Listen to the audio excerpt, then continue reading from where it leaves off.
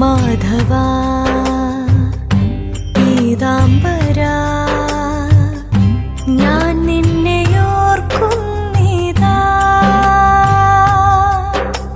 ഹേ മാധവ മധുമാസ ചന്ദ്ര നോവും ഹൃദയം അറിയുന്നില്ലേ. വേനൽ കനവിൽ പെയ്യുന്നില്ലേ. ഹേ മാധവ മധുമാസ ചന്ദ്ര നോവും ഹൃദയം അറിയുന്നില്ലേ.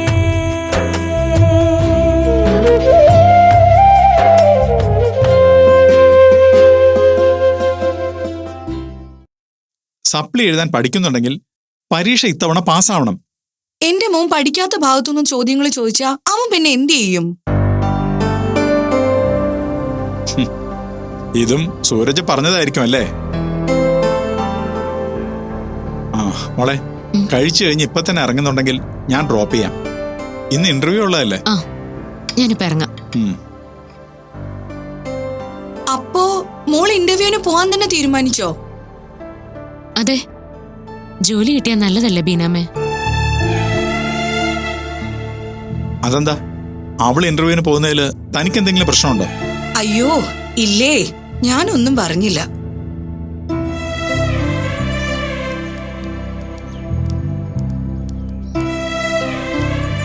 ഞങ്ങളെന്നാ പോയിട്ട് വരാം.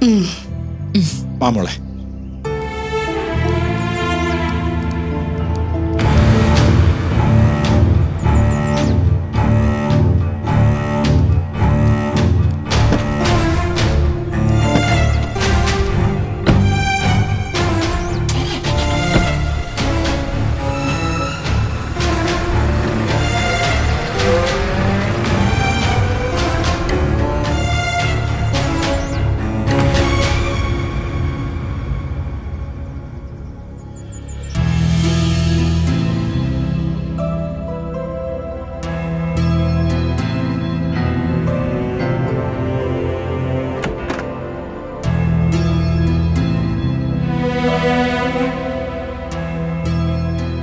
സൂരജേ, സൂരജേ.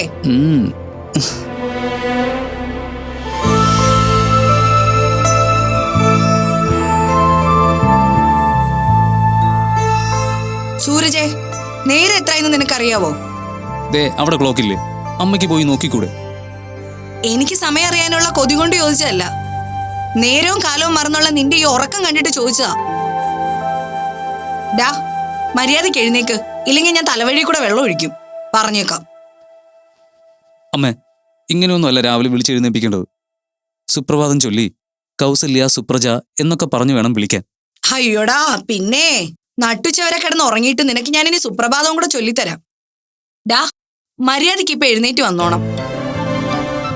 നിന്റെ ജീവിതത്തിൽ എന്തെങ്കിലും ഒരു നേട്ടം ഉണ്ടായിക്കോട്ടെ എന്ന് കരുതിയാ ഞാൻ രണ്ടാമതൊരു കല്യാണം കഴിച്ചത്. ആ ബോധം വേണം നിനക്ക്. ഇങ്ങനെ കിടന്നുറങ്ങി സ്വയം നശിക്കാതെ എഴുന്നേക്കടാ. പഠിക്കാൻ വിട്ടപ്പോഴേ പഠിക്കണായിരുന്നു. എടാ മീരേ ഇന്ന് ജോലിക്ക് ഇന്റർവ്യൂവിന് പോയിരിക്കുക. അവൾ ഈ നാട്ടിൽ തന്നെ ജോലിക്ക് കയറിയ പിന്നെ എന്റെ മോൻ UK-ലും ഓസ്ട്രേലിയയിലും ഒക്കെ പോയി പഠിക്കാന്നുള്ള ചിന്തയൊക്കെ വെറുതെ ആവും. എനിക്കെങ്ങനെ പഠിക്കാൻ പോകണമെന്ന് ഒരു നിർബന്ധമില്ല അമ്മേ. ഒരു ചെറിയ ജോലി, പക്ഷെ നല്ല ശമ്പളം വേണം, അതൊരെണ്ണം കിട്ടിയാൽ മതി. എന്റെ മോൻ ആദ്യം പോയി പല്ല് തേച്ചിട്ട് വാ. അമ്മ മോനെ UK-ലെ കളക്ടർ ആക്കാം. ഓ, രാവിലെ ചീന കോമഡിയും കൊണ്ട് ഇറങ്ങിയതാണോ? നിനക്ക് ഉത്തരവാദിത്ത ബോധം ഇല്ലാതെ നടന്നാ മതി. എന്റെ നെഞ്ചിലേ തീയ. നിന്നേക്കാ 2-3 വയസ്സിന് എളുപ്പമാണ് മീര. എന്നിട്ടും അവക്കിപ്പോ ഒരു ജോലിയാവും. നീ ഇപ്പോഴും പരീക്ഷ പോലും പാസ്സാവാതെ തെക്ക് വടക്ക് നടന്നു. ഇനി എന്റെ മോന് വിദേശ ജോലിക്ക് പോകണമെന്ന് നിർബന്ധമാണെങ്കിലേ വല്ല ദുബായിലോ വേറെ ഗൾഫ് രാജ്യത്തിൽ എവിടെയെങ്കിലും പോയിട്ട് കൂലിപ്പണി എടുത്താൽ മതി. അമ്മേ, എനിക്കൊരാഗ്രഹം ഉണ്ടെങ്കിലേ അതെങ്ങനെ സാധിച്ചെടുക്കണമെന്ന് എനിക്കറിയാം. അമ്മ വെറുതെ എൻ്റെ പിറകെ നടന്ന് അങ്ങനെ ചെയ്യ് ഇങ്ങനെ ചെയ്യ് എന്നും പറഞ്ഞ് എന്നെ ഡിസ്റ്റർബ് ചെയ്യരുത്. പറ്റുമെങ്കിലേ എനിക്കൊരു ബൈക്ക് വാങ്ങിച്ചാ. ഒരു ബൈക്ക് ഉണ്ടെങ്കിൽ പാർട്ട് ടൈം ആയിട്ട് എനിക്ക് ഫുഡ് ഡെലിവറി ചെയ്യാൻ പോയാലുണ്ടല്ലോ, അത്യാവശ്യം പോക്കറ്റ് മണിയും കിട്ടും. ബൈക്കിന് വെച്ച വെള്ളം എടുത്തങ്ങ് താഴെ വെച്ചേരെ, വെറുതെ തിളപ്പിക്കണ്ട. എടാ, നിനക്ക് ഞാൻ ബൈക്ക് വാങ്ങിച്ചു തരത്തില്ലെന്ന് 100% ഉറപ്പുള്ളത് കൊണ്ടാ നീ ഈ പാർട്ട് ടൈം ജോലിയുടെ പരിപാടി ഇട്ടതെന്ന് എനിക്ക് നല്ലതുപോലെ അറിയാം.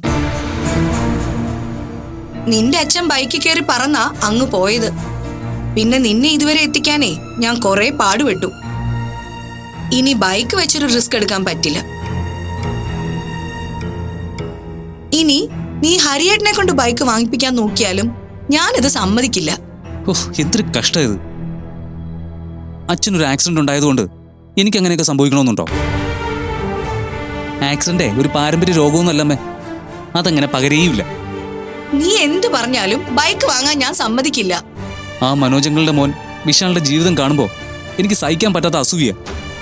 ബൈക്കിൽ ഇങ്ങനെ ലോകം ചുറ്റി നടന്ന് വീഡിയോ എടുക്കുക, അത് നാട്ടുകാരെ കാണിച്ച് കാശുണ്ടാക്കുക.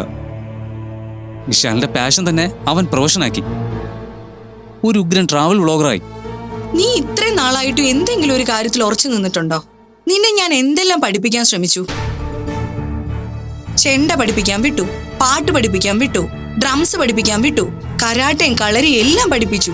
പക്ഷേ നീ ഇതൊന്നും പഠിച്ചില്ല. എല്ലാത്തിനും കുറച്ചു ദിവസം പോവും, പിന്നെ മടി പിടിച്ച് വീട്ടിലിരിക്കും. എന്നാ 4 അക്ഷരം പഠിച്ച് എന്തെങ്കിലും ഒരു ജോലിക്ക് കയറിയിരുന്നെങ്കിൽ അങ്ങനെയെങ്കിലും ആശ്വസിക്കായിരുന്നു. അമ്മ ഓരോന്ന് കാണുമ്പോ അങ്ങനെ ചെയ് ഇങ്ങനെ ചെയ് എന്നും പറഞ്ഞ് എന്നെ ഉന്തിത്തള്ളി വിട്ടിട്ട് അമ്മയുടെ ഇഷ്ടങ്ങൾ നേടാൻ അയച്ചിട്ട് കാര്യമില്ല. എനിക്കിഷ്ടമുള്ളതിനെ എന്നെ അയക്കണം. അതിന് നിനക്കിഷ്ടമുള്ള എന്താ ഉള്ളേ? എന്തെങ്കിലും ഒരു കാര്യത്തിൽ നീ ഉറച്ചു നിന്നിരുന്നെങ്കിൽ ഇപ്പൊ നീ രക്ഷപ്പെട്ടേനെ. നിനക്ക് നിന്റേതായ ഒരു പേരും സ്ഥാനവും ഒക്കെ ഉണ്ടായേനെ. ഇത് വെറുതെ ഓരോ ദിവസം ഓരോ തോന്നലാ. പിന്നെ എങ്ങനെ രക്ഷപ്പെടാനാ? ആദ്യം അമ്മ എനിക്കിതിരി സ്വൈര്യം താ. എനിക്ക് എന്തെങ്കിലും ചിന്തിക്കാനുള്ള അവസരമെങ്കിലും താ. എപ്പോഴും ഇങ്ങനെ പുറകെ നടന്ന് എന്നെ ഉപദേശിക്കാതിരിക്കാവോ? എങ്കിൽ ഞാൻ എങ്ങനെയെങ്കിലും രക്ഷപ്പെട്ടോളാം. നിനക്ക് വേണ്ടിയല്ലേടാ അമ്മ ഇത്രയും നാളും ജീവിച്ചത്. നിനക്ക് വേണ്ടിയല്ലേ ഞാനൊരു വാക്കെങ്കിലും പറയുന്നത്. അമ്മയ്ക്ക് നീ അല്ലാതെ എന്താ സ്വന്തമായിട്ടുള്ളത്? എന്നിട്ടും ഞാൻ നിനക്ക് സ്വൈര്യം തരുന്നില്ല അല്ലേ? അയ്യോ, ഞാൻ അങ്ങനെയൊന്നും പറഞ്ഞില്ല. അമ്മ എന്താന്ന് വെച്ചാൽ പറഞ്ഞു. പക്ഷേ രാവിലെ ഇങ്ങനെ ഇരുന്ന് കരയരുത് പ്ലീസ്. ഞാൻ ഫ്രഷ് ആയിട്ട് വരാം. കഴിക്കാനുള്ള എടുത്ത് വെക്കൂ. വേഗം വാ.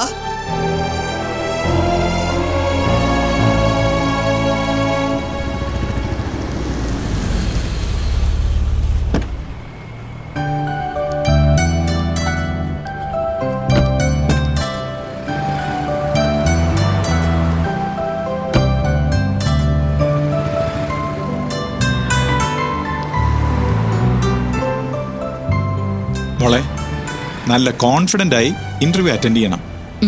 ചെയ്യാച്ചാ. എനിക്കും ഇവിടെ ജോലി കിട്ടണം നല്ല ആഗ്രഹമുണ്ട്.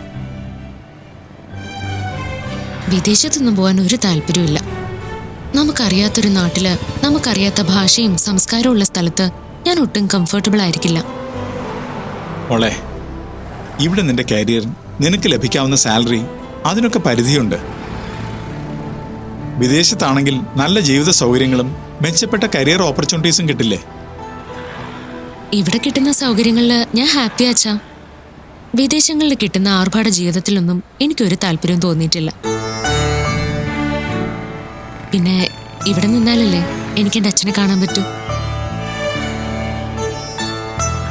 എനിക്ക് നമ്മുടെ നാട്ടിൽ നിന്ന് എങ്ങും പോകണ്ട അച്ഛാ. ഇവിടെ നന്നായിട്ട് ജീവിക്കാനുള്ള ജോലി എന്റെ വിദ്യാഭ്യാസം കൊണ്ട് എനിക്ക് കിട്ടും തന്നെയാ എന്റെ വിശ്വാസം. അതൊക്കെ ഉറപ്പായും കിട്ടും. എങ്കിലും മോളുടെ ജീവിതം ഏറ്റവും സന്തോഷമുള്ളതും ഒരു കുറവുകളും ഇല്ലാത്ത ആവണമെന്ന് അച്ഛൻ ആഗ്രഹം തോന്നില്ലേ? എല്ലാ മാതാപിതാക്കളും മക്കൾ അങ്ങനെ ആകണമെന്നല്ലേ ആഗ്രഹിക്കൂ? എന്റെ സന്തോഷം ഇവിടെ നിൽക്കാനാ. മനസ്സിൽ സന്തോഷം ഉണ്ടെങ്കിൽ, ജീവിതത്തിൽ സമാധാനം ഉണ്ടെങ്കിൽ എല്ലാം തികഞ്ഞില്ലേ? പിന്നെ അവിടെ കുറവുകളില്ലല്ലോ. അത് ശരിയാ. സന്തോഷത്തിന് സമാധാനത്തിന് തന്നെയാ ജീവിതത്തിൽ ഏറ്റവും പ്രാധാന്യം. മോളുടെ ആഗ്രഹങ്ങൾക്ക് അച്ഛൻ ഒരിക്കലും എതിര് നിൽക്കില്ല. മോൾക്ക് ഇവിടെ നിൽക്കാനാണ് താല്പര്യമെങ്കിൽ അങ്ങനെ തന്നെ ചെയ്തോ. ധൈര്യമായിട്ട് ഇന്റർവ്യൂ അറ്റൻഡ് ചെയ്തിട്ട് വാ. ഈ ജോലി മോൾക്ക് എന്തായാലും കിട്ടും. അച്ഛൻ പ്രാർത്ഥിക്കാം. ശരി അച്ഛാ, ഞാൻ പോയിട്ട് വരാം. ഓൾ ദി ബെസ്റ്റ് മോളെ. താങ്ക് യു അച്ഛാ.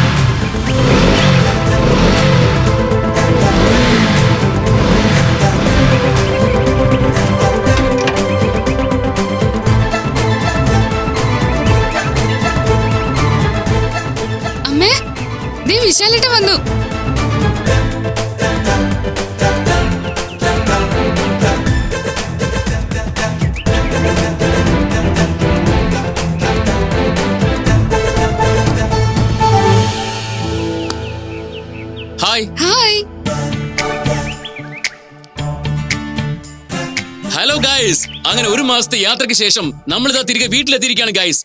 നിറപുഞ്ചിരിയോടെ ഇതാ എന്റെ പെങ്ങൾ വിദ്യ കാത്തു നിൽക്കുന്നു. എന്റെ ഈ സുന്ദരി പെങ്ങൾ ആളത്ര നിസ്സാരക്കാരിയൊന്നും അല്ല. മോഹിനിയാട്ടത്തിൽ PhD ചെയ്യുന്ന നല്ലൊരു നർത്തകി കൂടിയാണ്. മോഹിനിയാട്ടം എന്ന് കേട്ടപ്പോൾ എല്ലാവരുടെയും മനസ്സിൽ പലതും ഓർമ്മ വന്ന് കാണും. പേടിക്കണ്ട, എല്ലാ കലാകാരന്മാരെയും അംഗീകരിക്കുന്ന ഒരു പാവമാണ് എന്റെ വിദ്യക്കുട്ടി. ഇനി അകത്തേക്ക് പോവാം.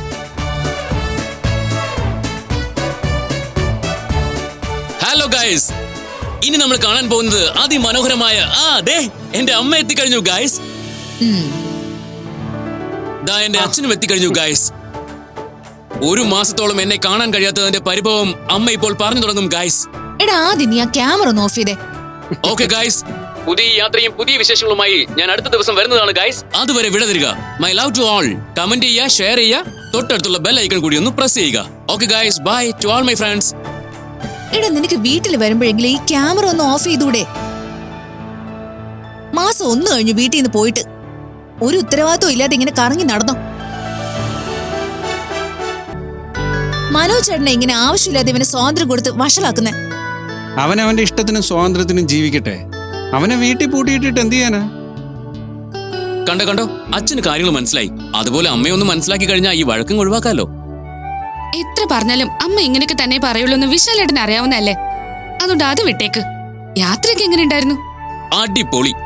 ഈ മാസം 100K സബ്സ്ക്രൈബേഴ്സ് ആണ് കൂടിയിട്ടുള്ളത്. നിങ്ങൾ എന്റെ വീഡിയോസ് ഒന്നും കാണാറില്ലേ? എടാ, ഈ വീട്ടിൽ നിന്റെ വീഡിയോ ഒരെണ്ണം പോലും വിടാതെ കാണുന്നത് നിന്റെ അമ്മ മാത്രം. പിന്നെ അവൾക്ക് തീസീസ് ഉണ്ട്, എനിക്ക് എന്റെ ജോലിയുണ്ട്. പക്ഷേ നിന്റെ ഹിറ്റടിച്ച വീഡിയോസ് എല്ലാം ഞങ്ങൾ കണ്ടിട്ടുണ്ട്, അല്ലേടി? ഞാൻ വീഡിയോ കാണുന്നതേ ഇവൻ വീട്ടിൽ നിന്ന് ഇറങ്ങിക്കഴിഞ്ഞ് എന്തൊക്കെയാ ചെയ്യുന്നതെന്ന് അറിയാന്. ഓ,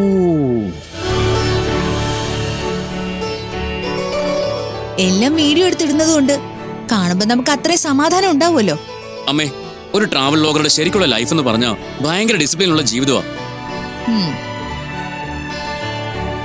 ചിലർക്കൊക്കെ ഞങ്ങൾ അലഞ്ഞു തിരിഞ്ഞ് നടക്കുന്നവരാണെന്നൊക്കെ തോന്നും. പക്ഷേ സാധാരണ ജീവിതത്തെക്കാൾ വളരെ അച്ചടക്കവും അർപ്പണവും ഞങ്ങളുടെ ജീവിതത്തിലുണ്ട്. അതുകൊണ്ട് എന്നെക്കുറിച്ച് ഓർത്ത് അമ്മ ഒട്ടും പേടിക്കേണ്ട കാര്യമില്ല. വീഡിയോയിലുള്ളതിനേക്കാൾ വലിയ തള്ളുകൾ വീട്ടിലും വേണോ വിശാലേട്ടാ? വാ, മതി, വന്നേ.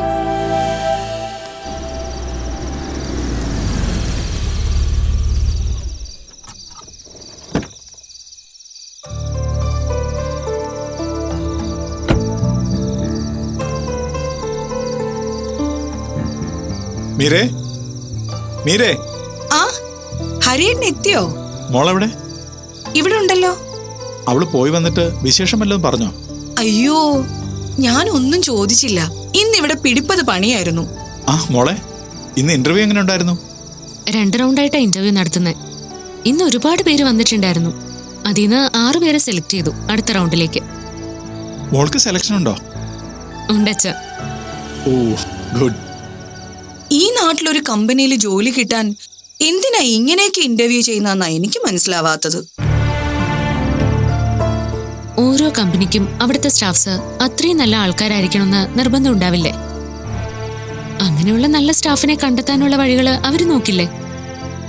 അത്രയ്ക്കൊക്കെ കഴിവുള്ള ആരെങ്കിലും ഇവിടെ നിൽക്കുവോ? ഏതെങ്കിലും വിദേശ രാജ്യത്ത് പോയി സന്തോഷമായിട്ട് ജീവിക്കില്ലേ? ബീനയോട് ആരാ പറഞ്ഞത് വിദേശത്ത് പോയി ജോലി ചെയ്താൽ ഭയങ്കര സന്തോഷമാണെന്ന്? ഏത് ജോലിക്കും അതിൻ്റെതായ ബുദ്ധിമുട്ടുണ്ട്. പിന്നെ നാട്ടിലെ ജീവിതത്തിലും സൗകര്യത്തിലും സന്തോഷം കണ്ടെത്താൻ പറ്റുന്നവർക്ക് നാട്ടിൽ തന്നെ നിൽക്കുന്നതാണ് നല്ലത്. ഞാൻ പറഞ്ഞതേ ഉള്ളൂ.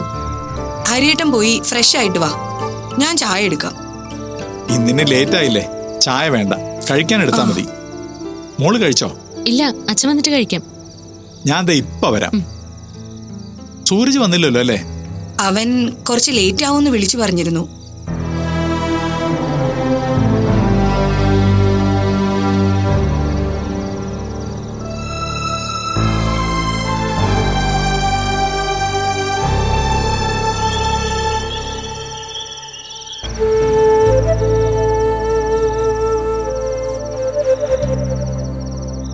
ഹരിയേട്ടാ, ആ കഴിക്കാൻ എടുക്കട്ടെ?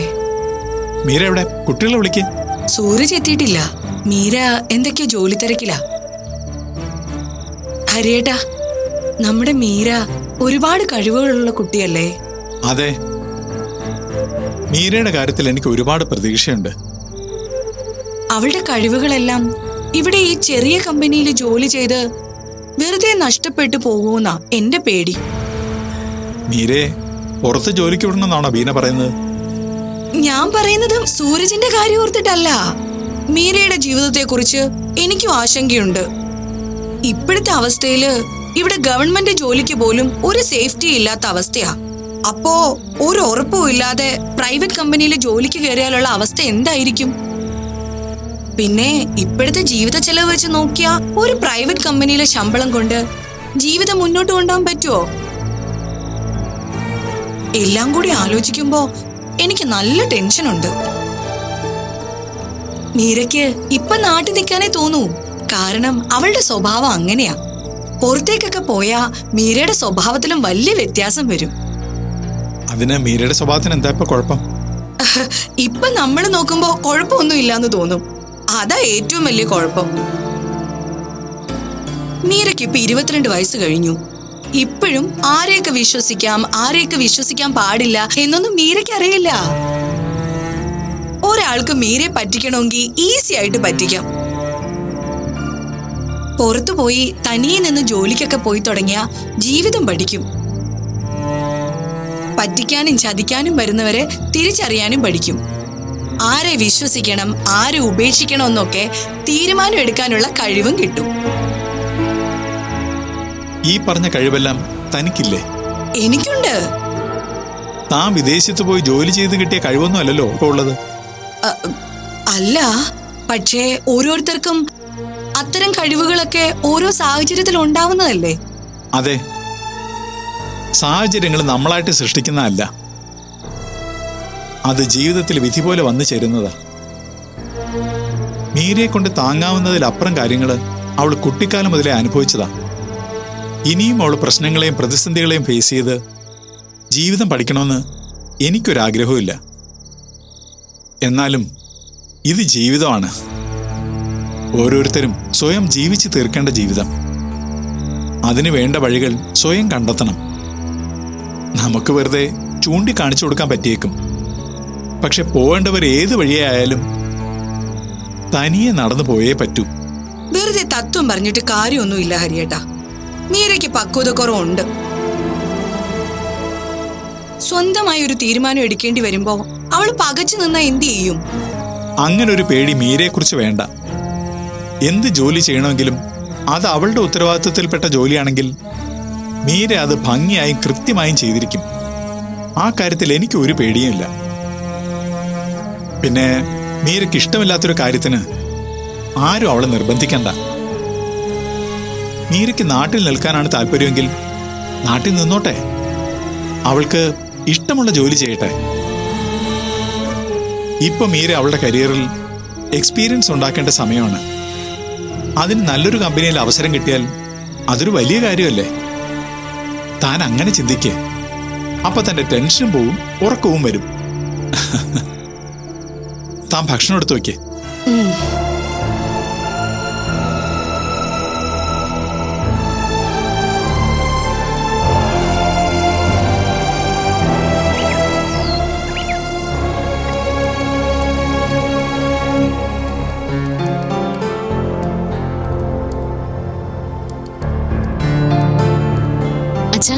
ആ മോളെ, മോൾക്കിന്ന് ഫൈനൽ ഇന്റർവ്യൂ അല്ലേ? അതെ അച്ഛാ. മോളിന്നൊരു ഓട്ടോ പിടിച്ച് പോവാമോ? എനിക്കിന്ന് കുറെ വർക്ക് തീർക്കാനുണ്ട്. ഞാൻ കൊണ്ടുവിടാൻ വന്നാൽ കുറെ സമയം പോവും. ആ, അതൊന്നും സാരമില്ല അച്ഛാ, ഞാൻ പോയിക്കോളാം.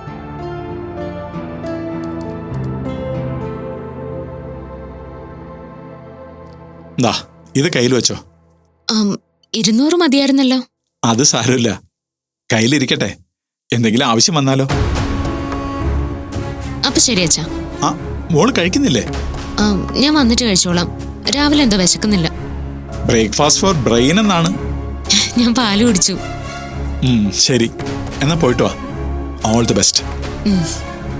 All the best Meera. Thank you ഏട്ടാ. ശരി.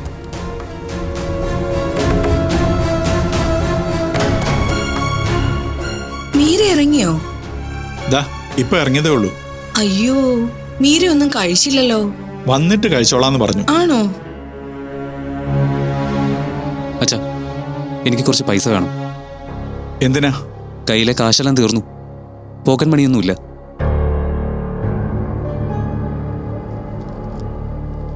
ദാ, ഇതെന്താ 100 രൂപയോ? ഇത് വെച്ച് ഞാൻ എന്ത് ചെയ്യാനാ?